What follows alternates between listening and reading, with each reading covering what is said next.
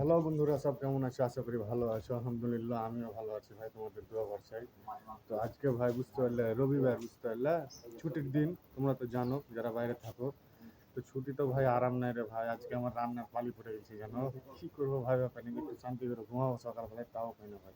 তো দেখবা আর মামা, দেখো তো ভাই, আর মামাটা এই যে হান লেগে কত কষ্ট করছে। এই যে দেখছো মামা এই যে রান্না করছে। তো মামা কিছু বলে দাও জোরে জোরে। শেয়ার করো। আর তো ভিডিও বললাম ভাইরাল করে দিয়ে শেয়ার করো। হ্যাঁ, লাইক শেয়ার করো।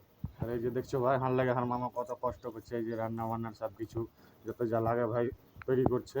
তো যারা ভাই বাইরে কাজ করে তারাই কষ্ট বুঝে ভাই, খালি টাকা লয় রে ভাই। চেন্না কাজে আসছি যে 1000 টাকা রোজ কি 1100 টাকা রোজ পাচ্ছি, যে একবার খুব শান্তিতে আছি তা লয় ভাই।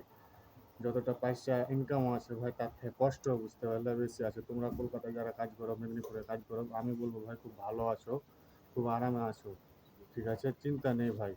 আর এখানে হয় যত কষ্ট। এটা হলো আমাদের মেন বাসা ভাই, যে সব এগুলো সব ইঞ্জিনিয়ার নিজেই তৈরি করে ভাই, মিস্ত্রি দিয়ে, কাউকে দিয়ে বানায় না, এখন সব নিজের মাল। আর এই যে আমার মামা দেখছে সবাই, যে আমাদের হাঁড়ি কুড়ি কড়াই।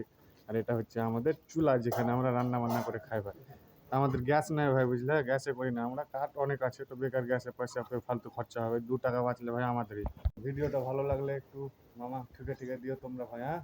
এই যে আমার মামা, মামা ভাগ্নে যেখানে বিপদ নাই সেখানে। বিপদ নাই সেখানে একটু ঠকে ঠাকে দিও। দিও।